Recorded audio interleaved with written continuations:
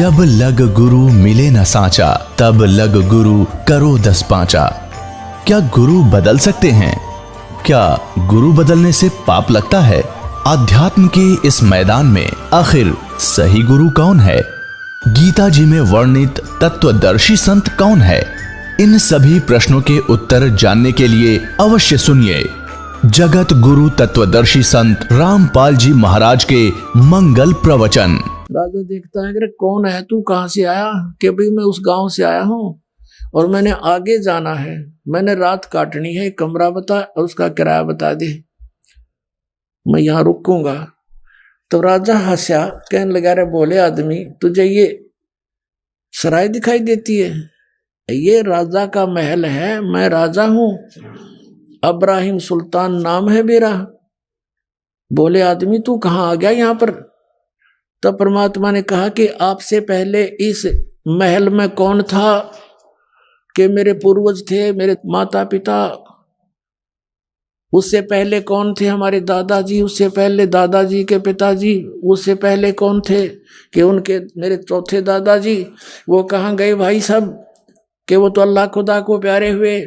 तो बेटा तू कितने दिन रहेगा इसमें? ये सराय नहीं तो तू महल बांधता है इसको। यूं कहते ही अंतर ध्यान हो गए भगवान परमेश्वर। कबीर साहब जी सतलोक से आते हैं, ऐसी लीला के चले जाते हैं। नानक साहब जी कहते हैं, नीच जात परदेसी बेरा खिना आवे तिल जावे, अर्जा की संगत नानक रहंदा कैसे मुंडा पावे। कैसी इसकी लीला का अंत पाऊं? तो 1 मिनट में यहाँ, 1 मिनट में सतलोक में, 1 सेकंड में यहाँ, 1 सेकंड में वहां देखूं। अब क्या होता है?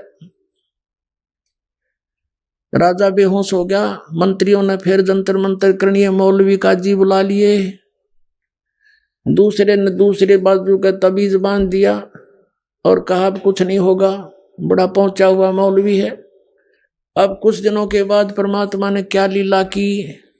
राजा दिन के समय उसने एक बाग बनवा रखा था, 9 लखा बाग, 9 लाख पेड़ पौधे, फलदार वृक्ष, सुंदर वायु, अच्छा एटमॉस्फेयर वहां होता था, फूल फल लगे होते थे। तो वहां दिन में रेस्ट किया करता था 2-3 घंटे। और उसकी वहां पर प्रतिदिन वहां उसके जो बेड को लगाने की ड्यूटी, बेड को संवारने की ड्यूटी, उसकी सेज बोलते थे उसको, उस सेज के ऊपर कपड़ा बिछाना, चारों तरफ फूल फाल लगाने, अच्छी तरह सुगंधित बनाना, और ये एक बांदी की ड्यूटी लगाई जाती थी, नौकरानी की।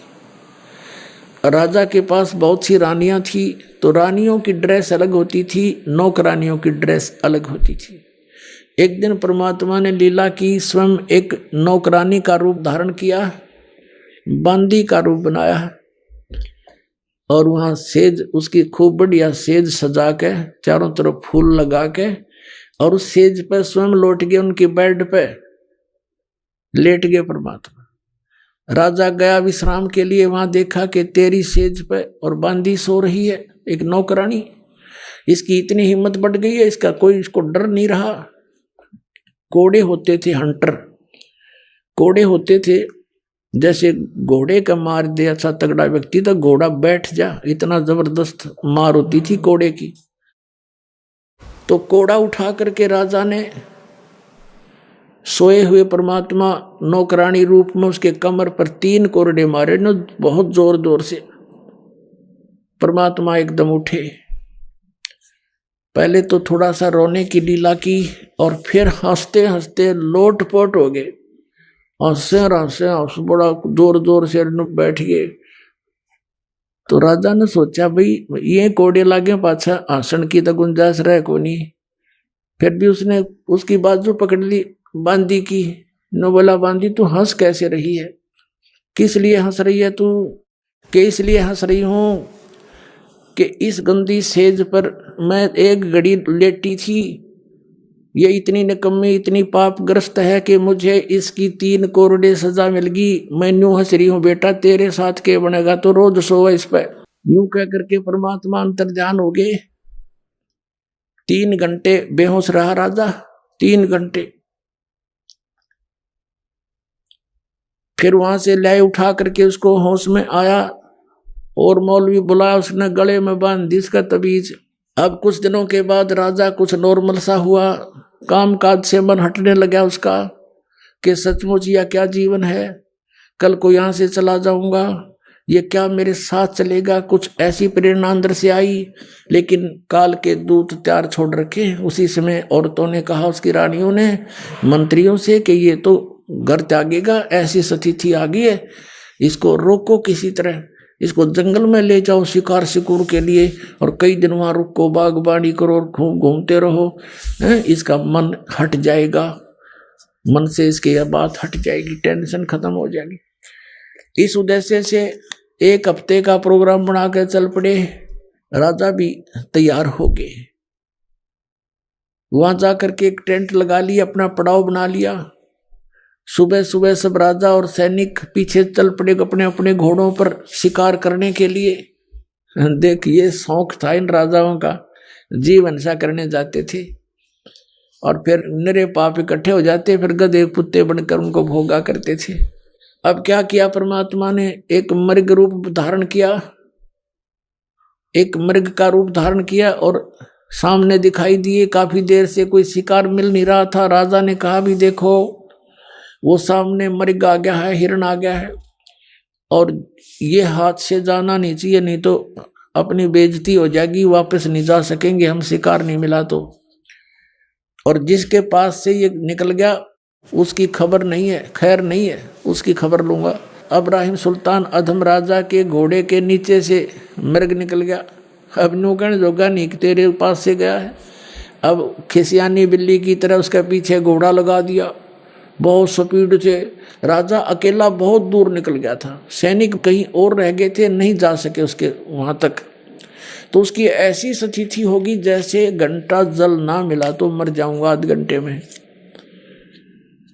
इधर उधर जल खोजने लगा, या अल्लाह, हे भगवान आज मेरी जान बचा।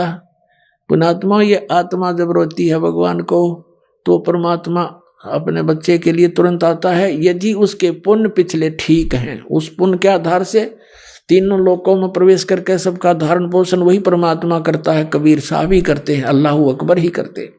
अब क्या रचना रची परमात्मा ने, थोड़ी सी दूरी पर एक सुंदर बगीची, उसमें फलदार वृक्ष, बहुत सुंदर फल से लदपद वृक्ष, और एक तालाब छोटा सा बनाया, एक कुआं बनाया और एक झोपड़ी, एक हट बनाई अपनी शक्ति से, और 3 कुत्ते लेकर, 3 कुत्ते सुंदर वाले बढ़िया बढ़िया से बेलों से बांध रखे तीनों कुत्ते,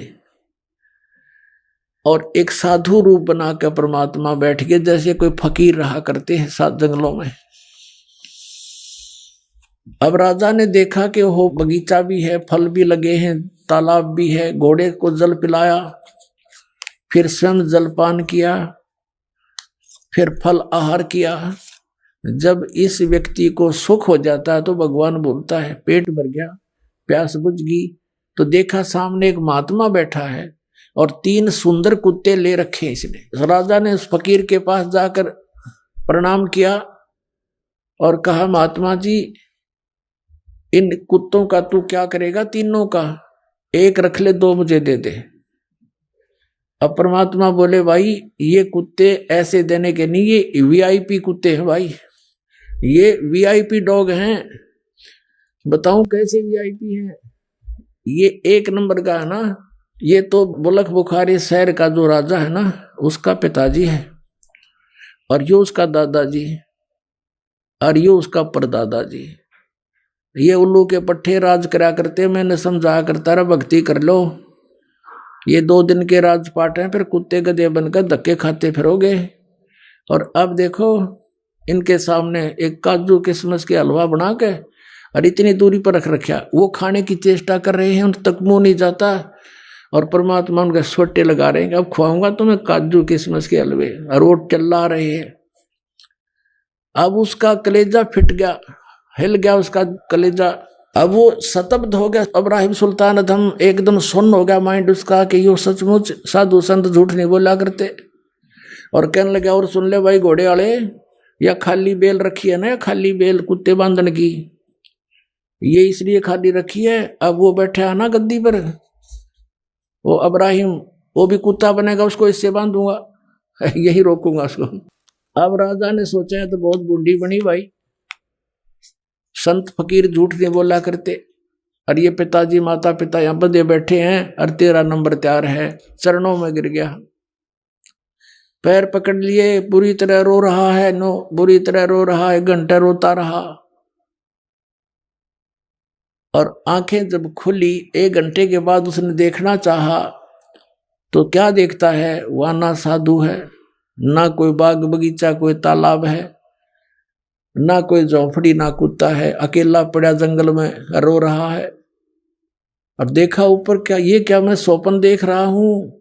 स्वप्न कैसे देखे, क्योंकि वहां घोड़े के पैर अभी तक गिल्ले हैं, पेट भरा हुआ है, स्वप्न भी नहीं हो सकता।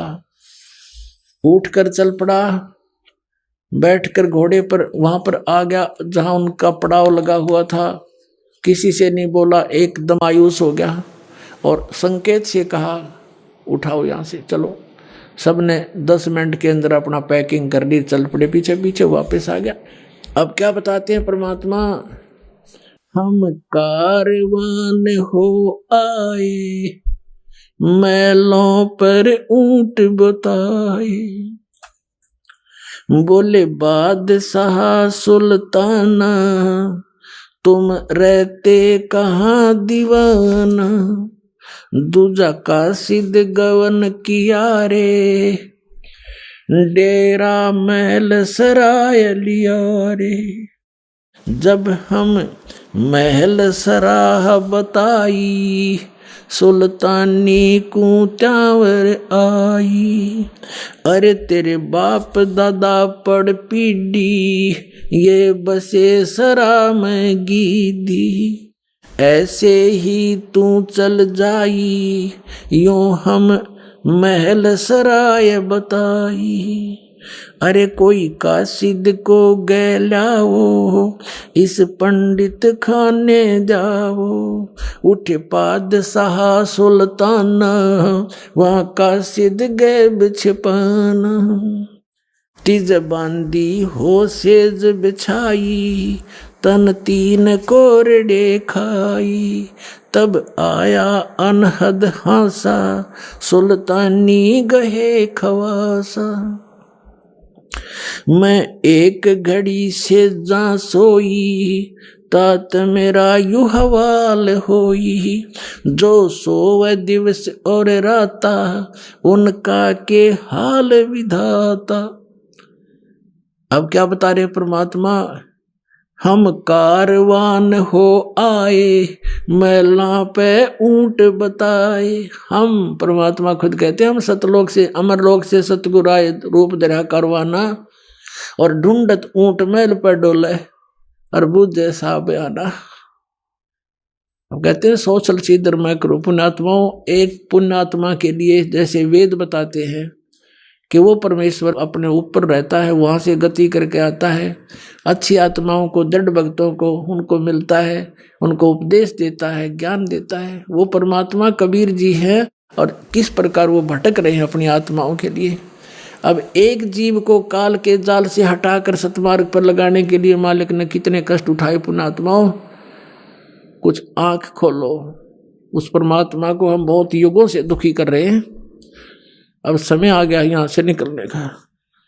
अब क्या बताते हैं कि हम एक रबारी बनकर आए, कारवान माने जो ऊंटों के कारवां लेकर चलते हैं, लंबे लंबे कतारें, उस तरह का रूप हमने बनाया। खुद कहते हैं हमने ही ये सब उसको वहां से हटाने के लिए सब कोशिश की है। फिर क्या बताते हैं कि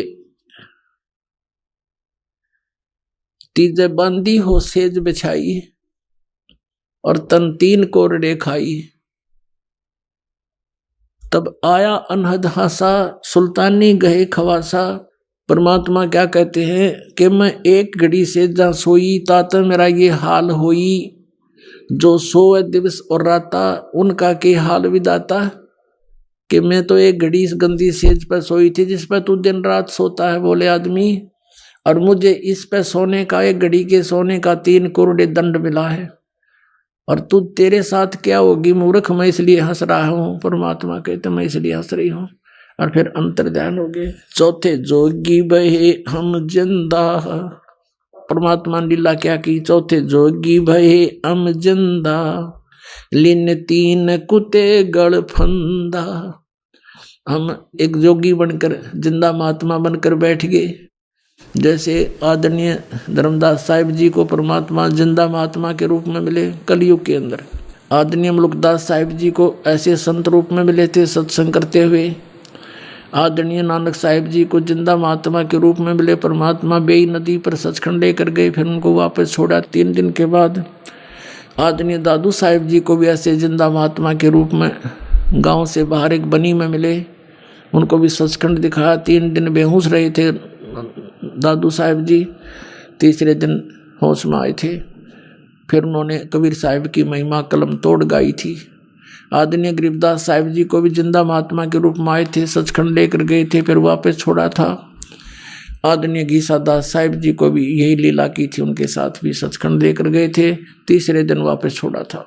अब क्या बताते हैं, चौथे जोगी भये हम जिंदा, लिन तीन कुत्ते गल फंदा। 3 कुत्ते ले लिए और एक गल फंदा यानी गले में बांधन का रस्सा न्यारा रख ली चैन। दीनी हम साकल डारी, सुल्तानी चले बागबाड़ी, बोले पात सहा सुल्ताना, कहाँ से आए जंद दीवाना। परमात्मा से पूछता है वो अब्राहिम सुल्तान राजा जंगल में कि हे जिंदा महात्मा तू कहाँ से आया है, यहाँ कैसे बैठा है। ये 3 कुत्ते क्या कीजे, इनमें से 2 हमको दीजे। अब्राहिम सुल्तान कहता है इन 3 कुत्तियां का तू क्या करेगा, 2 हमें दे दे। अरे तेरे, फिर यों लोह लंगर शीश लगाई, अरे तेरे बाप दादा हैं भाई, इन बड़ी बद फैल कमाई। ये तेरे बाप दादा हैं भाई, इन बड़ी बद फैल कमाई, यों लो लंगर शीश लगाई, तब कुत्तों धूम मचाई। अब कुत्ता ने कुटन लागे भगवान, सांकड़ गेला चैन मारे उनका बेल। अरे ये तेरे बाप दादा पड़ पीढ़ी, ये भी बसे उसी सराम गीदी, ये भी उसी सराम रहा करते जिसमें तू रह रहा है। अब तू तख्त बैठ कर भूली, तेरा मन चढ़ने को सूली। अब तू तख्त पर बैठ कर राजा बनकर भूल गया भगवान को, तेरी यह दुर्गति होगी। जोगी जिंदा गैब भयारे, हम ना कछु भेद लहारे, बोले पादशाह सुल्ताना, जहाँ खड़े अमीर दीवाना। ये 4 चरित्र बीते, हम ना कुछ भेद न लीते, वहाँ हम मारा ज्ञान गिलोला, सुल्तानी मुख न बोला। तब लगे ज्ञान के बाना, छोड़ी बेगम माल खजाना। सुल्तानी जोग लिया रे, सतगुरु उपदेश दिया रे, छोड़ा 18 लाख तुरारे, जैसे लागे माल बुरारे। छोड़ा 18 लाख तुरारे, जिसे इब लाग गया माल बुरारे। 18 लाख घोड़े भी त्याग दिए। अब वहां से घर पे आ गया। घर आते ही उसने क्या किया, जंगल से जब आया वापस वन से, किसी से नहीं बोला। चारों तरफ रानियों ने घेर लिया। मंत्रियों से पूछा रानियों ने क्या बात होगी, तुम तो 1 हफ्ते के लिए गए थे, आज दूसरे दिन वापस कैसे आ गए। तो मंत्रियों ने बताया कि ऐसे ऐसे एक हिरन के पीछे ये बहुत दूर तक चले गए, पता नहीं वहां इसके साथ क्या घटना घटी, किसी से नहीं बोल रहे हैं। हमें भी संकेत से कहा कि चलो यहाँ से और यहाँ आगे, अब तुम जानो, तुम्हारा काम जानो। रानी कहने लगी कि देखो जी, आप तो वैसे ही बच्चों वाली बातें करते हो, ये सब ऐसे ही होते हैं, कुछ नहीं होता है, ये भूत प्रेत होते हैं, आप ऐसा क्यों महसूस करते हो। अब राजा कहता जिसका लग गया वो जाने। ये भूत है, प्रेत है, क्या है, पर मुझे नहीं मालूम। अब मैं यहाँ रह नहीं सकता। मन में ये सोच रहा था। रानियां कह रही थी ऐसा कुछ नहीं, आप तो वैसे ही ऐसे घबराए से रहते हो। इतने में क्या हुआ कि एक कुत्ता आ गया। एक कुत्ता आ गया जिसके सिर में जख्म था, जख्म में कीड़े चल रहे थे अनगिन। और कुत्ता आकर के इतनी दूर खड़ा हो गया, सब देख रहे थे, वो बातों में लीन थे, राजा से बातें कर रहे थे। कुत्ता आ गया सामने और कहा इब्राहिम। अब सब ने देखा, कुत्ता बोला इब्राहिम मैं उस नगरी का राजा था, तुझे याद है, और एक राजा के साथ युद्ध में मारा गया था। जैसे कर्म मैंने किए देख आज भोग रहा हूं भाई, देख ले बच्चा जा तो बच ले। यूं कहकर कुत्ता खे देसी वापस हो लिया। अब इतने सोच दिया ही, कुत्ता पकड़ो पकड़ो, इतने कुत्ता बहुत दूर अंतर ध्यान हो गया जाके। अब वो कहने लगा अब तुम देखो क्या है मेरे साथ, और कहा बाहर हो जाओ सब यहां से। कमरे से सबको बाहर कर दिया, अपने कक्ष से। सारी रात करवट लेकर काटी, अब सीधा निकलूंगा तो ये जान नहीं दे मुझे। रात्रि में क्या किया, पीछे से रस्सा बांध कर महल के पिछले साइड थे और काला मुंह कर लिया, कालस लगा ली मुंह के ऊपर, कोई पहचान ना ले, और केवल 1 साल लपेट लिया।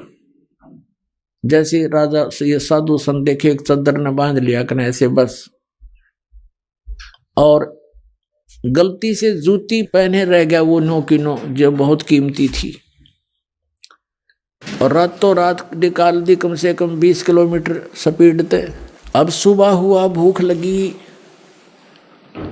वहां एक मालन बेर बेचे थी, बाग के बाहर बैठकर रास्ते में।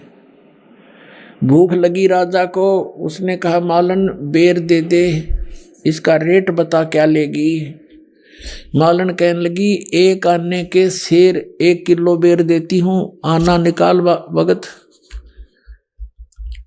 अब राजा ने कहा मेरे पास पैसे नहीं है, ये जूती है 1.25 लाख की एक की कीमत है, और मुझे भूख बहुत लगी है, तो मुझे बेर दे दे, 1 किलो दे दे। 1 किलो जोड़ी में जब डलान लगा और कहा ये जूते ले ले तू, 2.5 लाख की जूती। दोनों दर्दी, भूख इतनी जबरदस्त लगी हुई थी। तो यहाँ परमात्मा कहते हैं अन देव तू बड़ा दयालम, और तेरे पलड़े तुले नी लालम। अन देव तू जगमग ज्योति, तेरे पलड़े तुले नी मोती। तो इस प्रकार कहते भूख का आगे सब ये संसारिक जो धन है ये भी व्यर्थ होता है। अब वो 2.5 लाख के जूते दर दिए नो की नो, और कहा 1 शेर बेर डाल दे। अब मालन जब बेर तोला थी और तोलते ही डालने लगी, तो 1 बेर जमीन पर गिर गया और शेष उसकी जोड़ी में डाल दिए। अब मालन तो कहती है ये बेर मेरा, इब्राहिम कहता ना मेरा। दोनों उस बेर पर लड़न लग रहे। परमात्मा ने एक मारा उसके मुंह पर थप्पड़। इब्राहिम कहे अरे भले आदमी, 2.5 लाख की जूती, 1 पैसे का बेर, पता के छोड़ा तने धन क्या छोड़ का है, तो आड़े फिर हुआ है बीमारी पाल रही। 2.5 लाख की जूती गिर दी, 1 पैसे के बेर पर फिर वही मेरी मेरी कर रहा है, तो क्या छोड़ के जा अपने घर में वापस। यूं कह के अंतर्धान हो गए, भगवान वहां दिखाई नहीं दिए।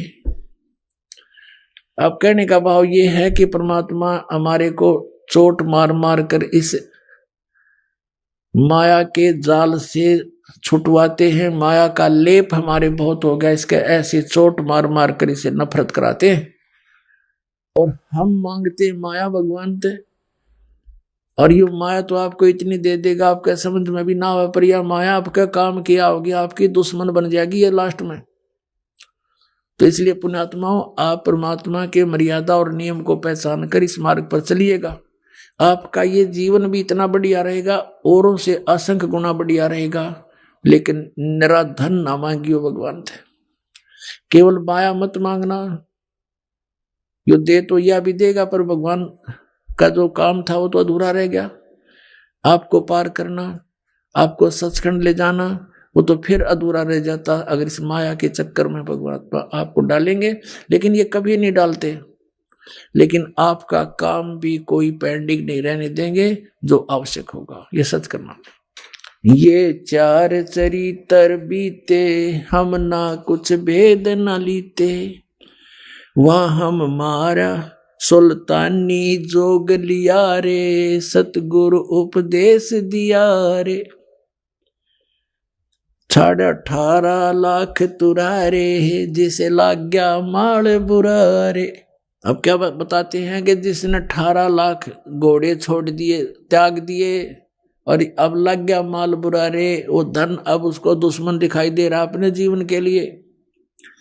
छोड़े गज गए बर सब जल होड़ा, सब अब बहे बाट के रोड़ा, संग 16 सेंस सुहेली, एक से एक अधिक नवेली, छाडे हीरे हिरंबर लाला, सुल्तानी मोटे ताला, जिन लोक परगना त्याग्या, सुन शब्द अनाहद लाग्या, कप पगड़ी की कोपीन बनाई, सालों की अल्फी लाई, शीश किया मुंह काला, सुल्तानी तजे बुखारा, गण गंधर्व इंद्र लर्जे, धन मात पिता जिन सिरजे। होय होय भया सप्तपुरी पर साका, सुल्तानी मार्ग बाका। अब क्या बताते हैं कि जब ऐसा फैसला सुल्तान अधम ने लिया, घर त्याग दिया, इतने ठाठ त्याग दिए, कहते हैं गण गंधर्व इंद्र लर्जे। ओहो, गण गंधर्व ये जितने भी देव हैं, देव इंद्र, स्वर्ग का राजा इंद्र भी कहते हैं कांपन लग गया कि वे कमाल कर दिया इस आदमी ने, हिम्मत देख इसकी कैसे त्याग कर चल पड़ा। बया सपतपुरी पर साका, कहते हैं गण गंधर्व इंद्र लर्जे, धन मात पिता जिन सरजे। परमात्मा कहते हैं कि धन है इब्राहिम सुल्तान के माता पिता को, जिसका ऐसा लाल उत्पन्न हुआ, ऐसा पुत्र उत्पन्न हुआ। कबीर साहब कहते हैं कह तो माता भगत जने, या दाता या सूर, अन्ना तो रह ले बांझड़ी क्यों, व्यर्थ गंवावे नूर। या तो माता भक्त पैदा करे, या कोई दानी यानी दाता, और या सूरवीर उत्पन्न हो। जो सूरवीर में गुण होते हैं वो अत्याचार करता नहीं और अत्याचार सहन भी नहीं करता, दूसरों के दुख में दुखी होने वाला होता है, कोई बकवास करने वाला होता है उसके साथ वो फिर संघर्ष करता है। तो कहता है या तो माता भगत जन है, उसके साथ तो कहना है कि अरिया दाता दानी हो, धार्मिक व्यक्ति हो, धर्म करने वाला हो, या फिर सूरवीर हो, अन्यथा जन्म देने की कोई जरूरत नहीं किसी बालक ने। अपना क्यों व्यर्थ में नूर, अपना शरीर भी क्यों खराब करे, बर्बाद करे। कहने का भाव ये है, कहते हैं गण गंधर्व इंद्र लर्जे, धन मात पिता जिन सरजे। कहते धन है उसके माता पिता ने जिसे जन्म हुआ, ऐसे महापुरुष का। सुन शब्द अनाहद राता, जान काल कर्म नहीं जाता, जान हिंदू मुसलमान, कुछ रामन दुआ सलाम। एक समय ये इब्राहिम सुल्तान अधम अपना ऐसे ही परमात्मा की याद में टाइम पास कर रहा था, भक्ति कर रहा था। एक समय क्या हुआ कि बहुत अच्छी वर्षा होगी, वर्षा का मौसम था, साथ में हवा तेज चली।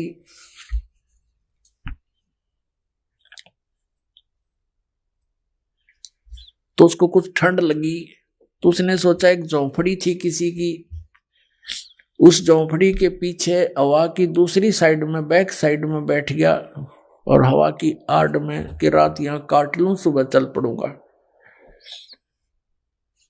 रात्रि के समय उस झोंपड़ी वाले एक पत्नी थी उसकी, एक स्वयं था और एक गाय रखी थी उसने बस। और दोनों आपस में क्या बातें कर रहे हैं कि भगवान ने ऐसी बढ़िया बारिश कर दी, बढ़िया घास हो जाएगा और अच्छा अपना गाय का दूध पीवांगे, ठाठ से रहेंगे। तो वो कहता है कि हमारे ऐसे ठाठ हो गए जैसे बलख बुखारा के बादशाह के भी गोना। अब वो इतना धनी व्यक्ति, इतना रईस व्यक्ति था, बलख बुखारे का बादशाह सुल्तान अदम, के उसकी चर्चा चला करती थी कि तू के नाराय बलख बुखारे का राजा है, ऐसा के धनी हो गया तू। तो इसी दृष्टिकोण से उन्होंने कहा कि इसे मौज तो बलख बुखारे के राजा की भी नहीं जैसी हमारी है, ये मन की बकवाद होती है। अब उस इब्राहिम सुल्तान ने सोचा, देख भोले आत्मा, इनके पास खक नहीं, हरिसन मौज मान रही है। क्योंकि स्वयं ज्ञान होने के बाद प्रत्येक प्राणी का यह प्रयत्न होता है कि किसी प्रकार इसकी भी आंख खोल दूं, समझा दूं। इसने भक्ति बिना कुछ नहीं, जीव कुछ भी सामान नहीं तेरे पास, मैंने सब कुछ छोड़ दिया। इसी दृष्टिकोण से सुबह हुआ तो उनके सामने झोंपड़ी के आगे खड़ा होकर नमस्कार किया और कहा, भी तुम रात्रि में क्या बातें कर रहे थे? तो वो कहने लगे, तू कहां सुन रहा था? कि मैं तुम्हारी झोंपड़ी के पीछे बैठा था, मुझे ठंड लग रही थी। तुम क्या कह रहे थे कि ऐसे ठाठ हो गए हमारे बलख बुखारा के बादशाह के भी नहीं? अरे बोले आदमी, ये के ठाठ है भाई, परमात्मा की भक्ति करनी चाहिए। ये मनुष्य जीवन परमात्मा की भक्ति के लिए, आत्म कल्याण के लिए मिला है। और सुनो, मैं हूं बलख बुखारे का राजा और मैंने सब कुछ त्याग दिया परमात्मा पाने के लिए। अब वो क्या कहता, कर्महीन वो झोपड़ी वाला कहने लगा, प्रथम तो तू राजा नहीं हो सकता। वो कहता है कि मैं सच्ची बताता हूं, कसम है अल्लाह की, कसम है खुदा की, मैं वो इब्राहिम सुल्तान अदम हूं, मैंने राज त्याग दिया। फिर कहने लगा, प्रथम तो तू राजा नहीं हो सकता, और जब तू राजा है तो तेरे जैसा मूर्ख नहीं जो इसने धरने छोड़ के आ गया, मेंटल, चल यहां से। अब क्या कहता है बलख वो राजा, क्या कहता है कि रांडी ढांडी नात ये नरकइये काग, और बलख बुखारा छोड़ दिया थी पछली लागे। अब क्या बताते हैं कि भाई इस पर तो एक या औरत नहीं छूटती, एक या गाय, रांडी ढांडी, ढांडी है गाय को, रांडी औरत को। हरियाणा की लैंग्वेज में भाषा में कहा परमात्मा ने, ज्ञान गरीबदास जी ने, कहते हैं रांडी ढांडी नाथ ये नर कई काग, ये घने चतुर बन रहे हैं। और बलख बुखारा छोड़ दिया थी कोई पछली लाग। कहते पिछले तब से होते हैं पूर्ण हंस मुराद। क्या बताते हैं, मेरा कोई पिछला संस्कार था, मैंने इतना कुछ छोड़ दिया, इस पहिया ना छूटती नालायक पे, कर्महीन इंसान है ये, भक्ति नहीं करता। तो पुण्यात्मा, लागी का मार्ग और है, लग चोट काल जा करके, लागी का मार्ग और लग चोट काल जा करके, लग करके लागी का मार्ग और है, लग चोट काल जा करके, बन बीच बरतरी भूप ने एक मारा ताण निशाना, बन बीच बरतरी भूप ने एक मारा ताण निशाना, कोई घड़ी सदी थी आवन की, साधु का हो गया आना, कोई घड़ी सदी थी आवन की, साधु का हो गया आना, कोई मुआ मृग जवा दियो, नत तार धरो ने बाणा, कोई मुआ मृग जवा दियो, नत तार धरो ने बाणा, वो जीवित कर दिया ढोर था, शिष बण्या परीक्षा करके, शिष बण्या परीक्षा करके, शिष बण्या परीक्षा करके, लागी का मार्ग और है, लग चोट काल जा करके, लग चोट काल जा करके, लग चोट काल जा करके, लागी का गोपी चंद योगी हो गए जिन ले लिया बगमा बाणा। गोपी चंद योगी हो गए जिन ले लिया बगमा बाणा। गुरु महल जनान बेजते डोडी में अलख जगाना। गुरु महल जनान बेजते डोडी पे अलख जगाना। व्यंजन 3600 छोड़ के भिक्षा का भोजन खाना। व्यंजन 3600 छोड़ के भिक्षा का भोजन खाना। तन पड़ गया कमजोर था ना खाया उदर भर के। ना खाया उदर भर के, ना खाया रे उदर भर के। लागी का मार्ग लगे चोट काल जा करके। लगे चोट काल लागी का मार्ग और है। लगे चोट काल जा करके। बाजीद कहे उठाओ ऊंट को लोग कहें ये मुआ। बाजीद कहे उठाओ ऊंट को लोग कहें ये मुआ।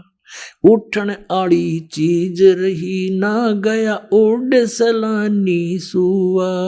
रही उठन वाली चीज नहीं गया उड़ सलानी सुआ। कुछ नक्सक बिगड़ा है नहीं बाजीदा अचरज हुआ। कुछ नक्सक बिगड़ा है नहीं बाजीदा अचरज हुआ। जिन करया अचंबा गोर है तजा राज काल से डर के।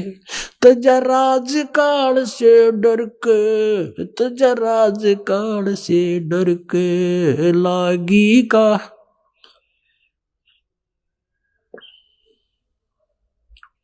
लगे चोट काल जा करके। लगे चोट काल जा और है लगे चोट। सुल्तानी मगन बैराग में जिन तज दिया बलख बुखारा। सुल्तानी मगन बैराग में जिन तज दिया बलख बुखारा। कदे पालकियों में चालते आज ठा लिया गोदड़ बारा। कदे पालकियों में चालते आज ठा लिया गोदड़ बारा। सब संगी छोड़ी रोवती रोवे था कुणबा सारा। सब संगी छोड़ी रोवती रोवे था कुणबा सारा। शोर मचारण वास में ना देखा पीछा फिर के। ना देखा पीछा फिर के। ना देखा रे पीछा फिर के। लागी का लगे चोट काल जा करके। लागी का कुएं में शेख फरीद ने किसी मीठी बोली बासा। कुएं में शेख फरीद ने कैसी मीठी बोली बासा। तुम चुन चुन कागा खा ली और मेरे हाडों पर कामासा। तुम चुन चुन कागा खा ली और मेरे हाडों पर कामासा। मेरे दोनों नामत छेड़ियो मोहे राम मिलन की आशा। मेरे दोनों नामत छेड़ियो मोहे राम मिलन की आशा। जिन करी तपस्या गोर थी वो होए आसरे अर्क। वो होए आसरे हर्क। वो होए रे आसरे अर्क।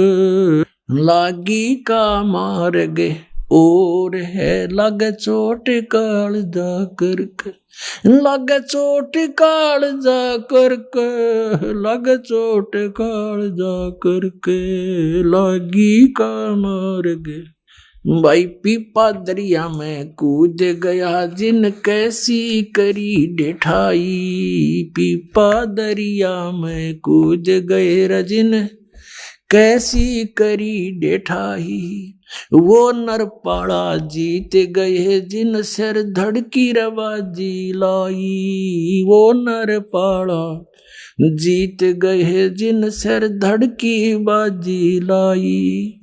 कह मंगलानंद चेतियो तुम सोच समझ मेरा भाई, कह मंगलानंद चेतियो रे कुछ सोच समझ मेरा भाई। बिन चेत्य यु झूठा सोर है कुछ जाइयो सुकर्म करके, कुछ जाइयो सुकर्म करके, कुछ जाइयो रे सुकर्म करके, लागी का मार्ग और है लगे चोट काल जा करके, लागी का लगे चोट काल जा करके, लगे के लागी का मार्ग और है लगे चोट काल जा करके। पुण्यात्माओं, अब परमात्मा प्रेरणा करते हैं सभी बाप पुण्यात्माओं को कि ये मानुष जीवन केवल परमात्मा प्राप्ति के लिए ही प्राप्त हुआ है और इसको अंतिम श्वास तक परमात्मा की भक्ति में लगाकर ही सफल किया जा सकता है। किसी भी सदग्रंथ को, किसी भी परमात्मा प्राप्त महापुरुषों की वाणी को आप पढ़ोगे, देखोगे, सुनोगे, उससे आपको यही पता चलेगा कि इस भक्ति को, इस साधना को आपने अंतिम श्वास तक करना है।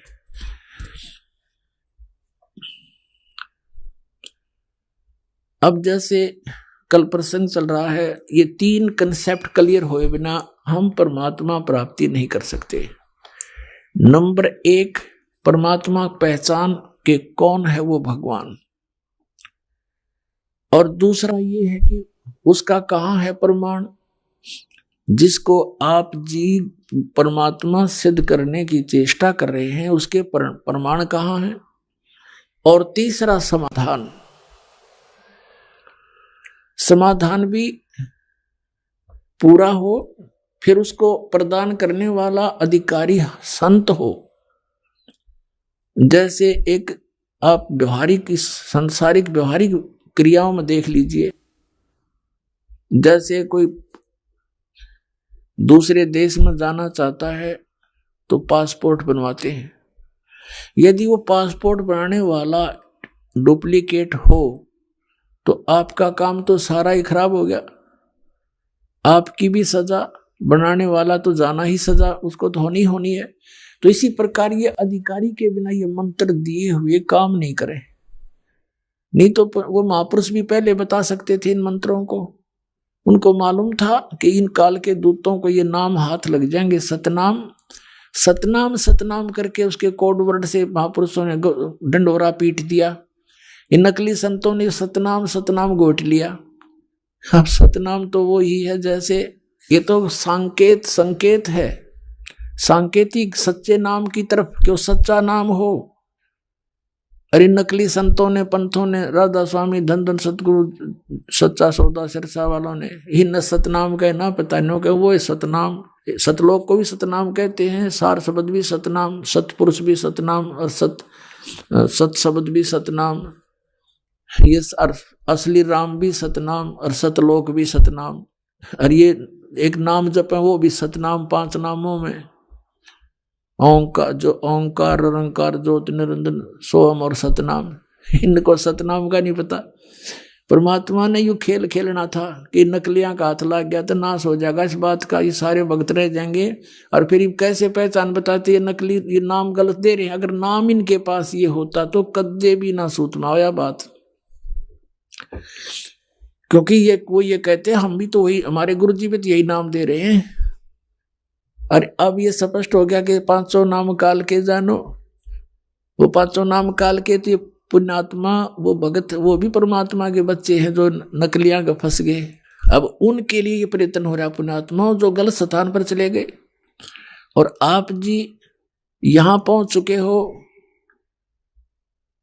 आपकी किस्मत को मैं किन शब्दों से सराहूं, मेरे पास शब्द नहीं। धन्य आपके माता पिता जिनसे जन्म हुआ, सत्कर्म मान लेना। लख बर सूरा जूझ ही लख बर सामत दे, लख बर यति जहान में तब सतगुरु शरणा ले। आप इतने पुण्यात्मा रहे हो युग युगों में, जन्म जन्मांतरों में, लेकिन रास्ता नहीं मिला। जैसे आदरणीय नानक साहिब जी सतयुग में वो अम्बरीश राजा थे, इतनी पुण्यात्मा थे, राज भी करते थे, लेकिन भगवान का नौकर समझकर अपना राज करते थे। परमात्मा के जो जनता थी उसको परमात्मा के बच्चे जानकर उनका पालन पोषण करते थे।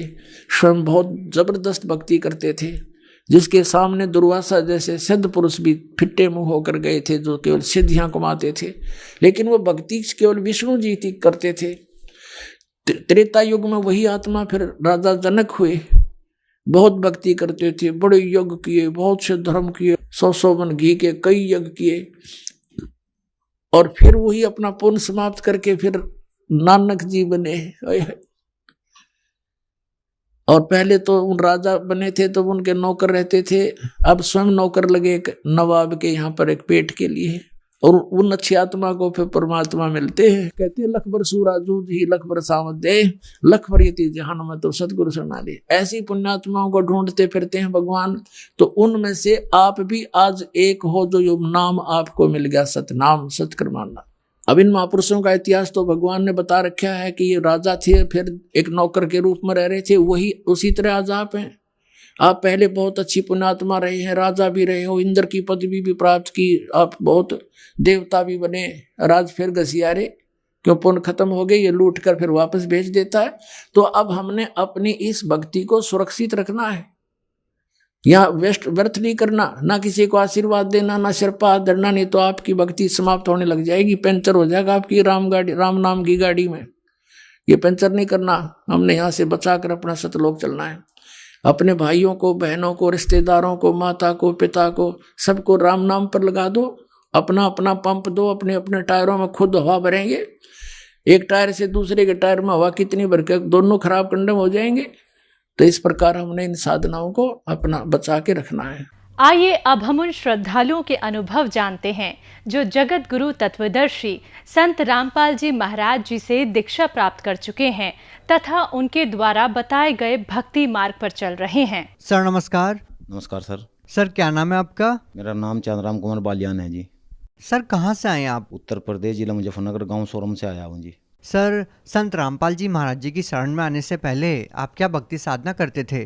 हम शिव जी के व्रत रखते थे जी, पीरों पे भी दीवा बालते थे जी, और वैसे भी कृष्ण में भी आस्था थी जी, देवताओं पे भी दीवे बालते थे जी। सर जब आप भक्ति साधना कर ही रहे थे तो फिर आप संत रामपाल जी महाराज जी की शरण में क्यों गए?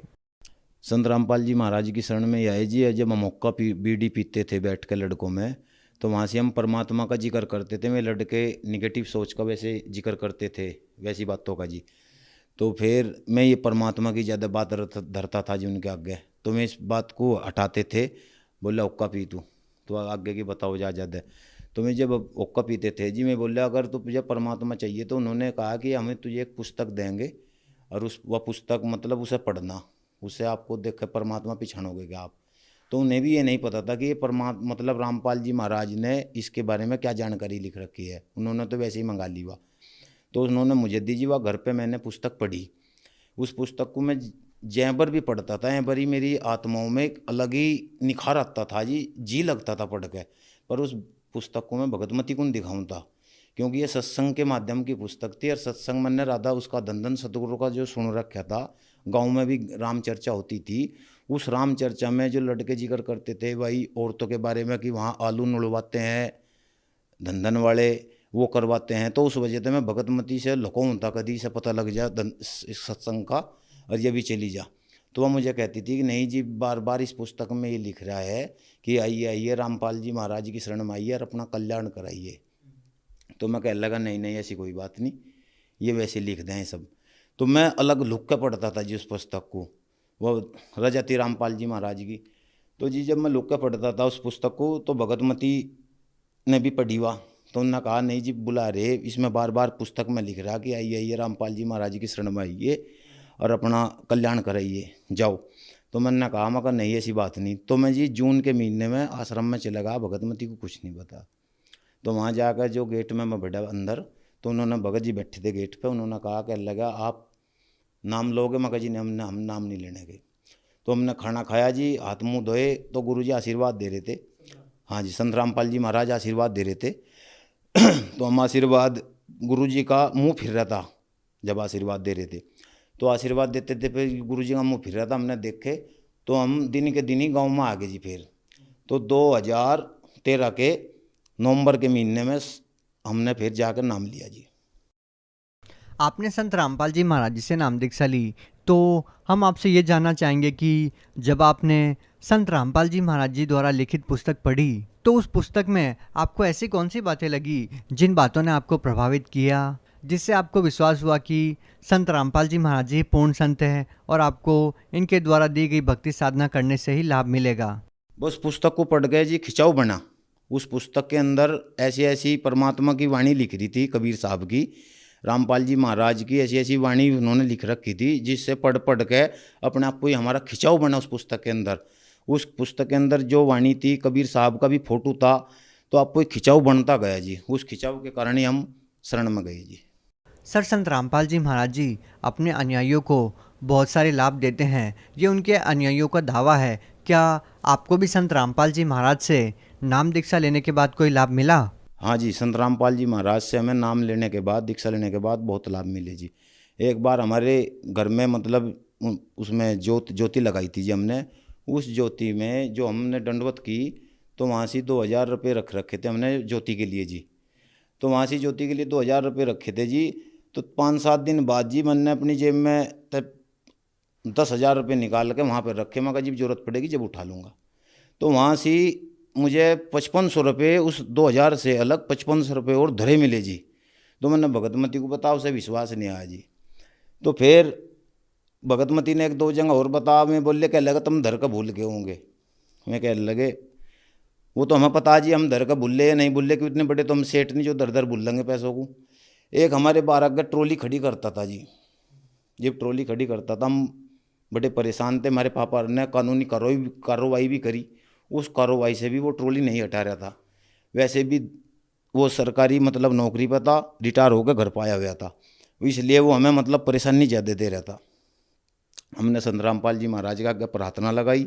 उस प्रार्थना से ही रामपाल जी महाराज की प्रार्थना से ही वह ट्रॉली आज वहाँ खड़ी नहीं होती, वो एकदम हटा के ले गया। मैं ज्योति लगाई, ज्योति लगा कर मैं दंडवत की, तो दंडवत करते ही जो मुझे खड़का सुना लोहे का, तो वहाँ से वह ट्रॉली मुझे खड़ी नहीं मिली जी।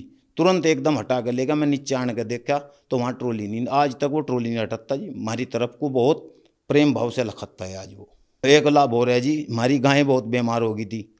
उस गाय के लिए डॉक्टर ने कह दिया बस इसका सर्रा है, बचने की नहीं। मन ने कहा मैं भाई डॉक्टर साहब दवाई देखो, बोला नहीं बचने की नहीं। तो जी इन्होंने सोचा, पड़ोसियों ने कह लगा इन्हें देवी देवताओं की भक्ति छोड़ दी और इसे नतीजा मिल रहा। क्योंकि भक्ति छोड़ देते हैं, जो मतलब देवी देवताओं की पूजा छोड़ दें तो उन्हें परेशानी बने जी जगत वालों को, क्यों देवी देवता उन्हें तंग करें। तो उन्हें इसी सोचते उन्होंने सोचा था भाई इन्हें भक्ति छोड़ दी, इसे परेशानी बन रही। तो जी हमें कोई परेशानी नहीं थी। परमात्मा ने तीसरे दिन वह गायें संत रामपाल जी महाराज ने तीसरे दिन वह गायें आपको ही खड़ी कर दी थी। और एक लाभ ये है जी, एक बच्चे के हर्निया का रोग था, मतलब आंत बढ़ जाती है जी, तो वह बिना ऑपरेशन के ठीक नहीं होता जी बिल्कुल भी। तो हमने रामपाल जी महाराज के पास प्रार्थना लगाई। उस प्रार्थना का आदेश बताया भाई ज्योतिया पाठ का संकल्प करो। आज वो हर्निया का रोग अपने आप को ही ठीक है जी, कोई बिना ऑपरेशन के, बिना दवाइयों के। एक लड़के के सांस की नली में एलर्जी थी जी, वो जब भी उससे उठता था लत्ते से बाहर जाता था छींकता रहता था। तो हमने डॉक्टर का दिखा, उसने कहा वह एलर्जी है। मगर जी इसका इलाज, बोले इसका कोई इलाज नहीं है, प्रदूषण है, इसे उत्तराखंड ले जाओ तो अपने आप ठीक हो जाएगा। हाँ, नहीं इलाज ठीक नहीं होने का। तो हमें बड़ी चिंता हुई जी। हमने रामपाल जी महाराज के पास प्रार्थना लगाई। उस प्रार्थना का आदेश बताया भाई ज्योतिया पाठ का संकल्प करो, रामपाल जी महाराज दया करेंगे। तो जी वो लड़के की भगतमती को सपने में 2 दवाई दिखी, यानी किसी ने 2 दवाई दी। तो उसने मुझे कहा 2 दवाई दी हो गया काम, सपने में बोल रही वाह।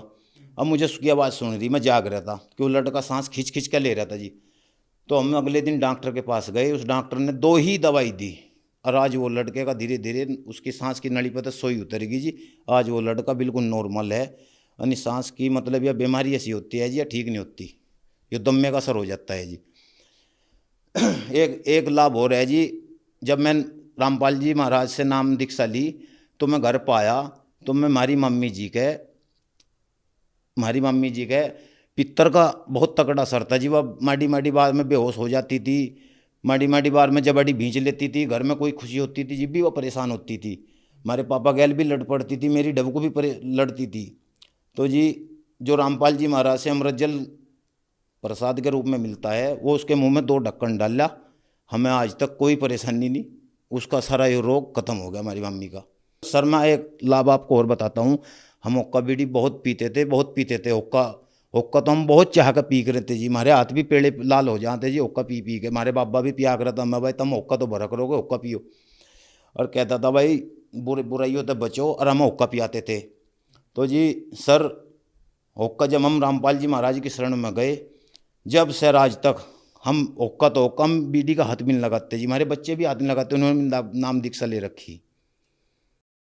सर संत रामपाल जी महाराज जी ने आपको इतने सारे लाभ दिए, तो आप भगत समाज को क्या संदेश देना चाहते हैं? हम भगत समाज को ये संदेश देना चाहते हैं जी कि ये सौदा ये उस समय बार बार नहीं आता जब हम हुक्का बीड़ी पीते थे और हम तोड़ देते थे बीड़ियों को कि हम हाथ नहीं लगाने के इसके आज के बाद। और तीसरे दिन ऐसी बेचैनी होती थी, कुड़कुड़ाहट होता था शरीर में, उसके बिना रहा नहीं जाता था। सोचते थे आज एक बीड़ी तो पी लेते हैं, कल को नहीं पीने के। फिर हम लाइन पर लग जाते थे, फिर मंडल जेब में घेर लेते थे, फिर हुक्का पीते थे, फिर तोड़ देते थे। पर हमारी वह बीड़ी छूट नहीं पाती थी। हम सौंप भी खाते थे मगर बीड़ी छूट जा, फिर भी नहीं छूट पाती थी। एक गुरु भी बना रखा था गांव में हमने, बूढ़ा बुजुर्ग थे वे भी सिद्धि पिद्धि थी थोड़ी उन पर, तो उन्होंने हमें लाइन पर लगाई, भाई अब मंत्र पढ़ करो, ये मंत्र पढ़ करो। तो उनसे भी हमने कहा बाबा बीड़ी नहीं छूटती, कह लगा थोड़ी थोड़ी तो पियो जाया करो, कोई दिक्कत नहीं है।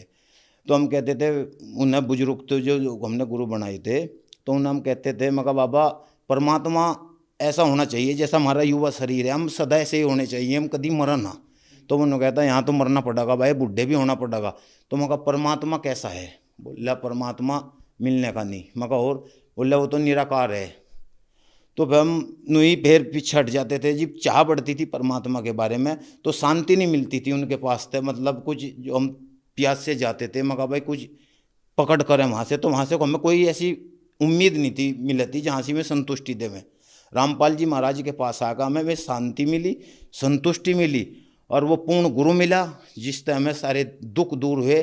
कैंसर सार के भयंकर दुख दूर हो लग रहे, एक्सीडेंट तक बंद हो गए होने, परमात्मा की शरण में आए थे। आप भगत समाज को क्या संदेश देना चाहते हैं? भगत समाज को हम ये संदेश देना चाहते हैं कि ये समय बार बार नहीं आने का। आइए संत रामपाल जी महाराज की शरण में आ जाओ, ये समय बहुत बढ़िया चल रहा है, सतयुग जैसा माहौल आने लग रहा है। परमात्मा समय समय बार बार ये मौका नहीं देते, ये बहुत पुण्यकर्मी प्राणियों को ये समय मिलता है। अपनी मतलब आओ और अपना कल्याण करवा लो परमात्मा की शरण में आने के। ये रामपाल जी महाराज कोई आम आदमी नहीं है, इनके शब्द में पावर है। वह पावर है जो सिर पर हाथ धरते हैं, आत्मा को शांत कर देते हैं, उनके विकार खत्म कर देते हैं। सर जो लोग संत रामपाल जी महाराज जी से नाम दीक्षा लेना चाहते हैं, वो उनसे नाम दीक्षा कैसे प्राप्त कर सकते हैं? जो लोग संत रामपाल जी महाराज से जुड़ना चाहते हैं, गांव-गांव में आज छतरी लगी हुई है, उस पर जो टीवी चलता है, टीवी पे चैनल आते हैं, उनमें परमात्मा संत रामपाल जी महाराज का जो प्रोग्राम आता है, सत्संग आता है, उस पर एक पीली पट्टी आती है। उस पीली पट्टी पे नंबर चलते रहते हैं, उन नंबरों पे फ़ोन करो, नाम दीक्षा लो और अपना कल्याण करवाओ। जी धन्यवाद। सत्संग।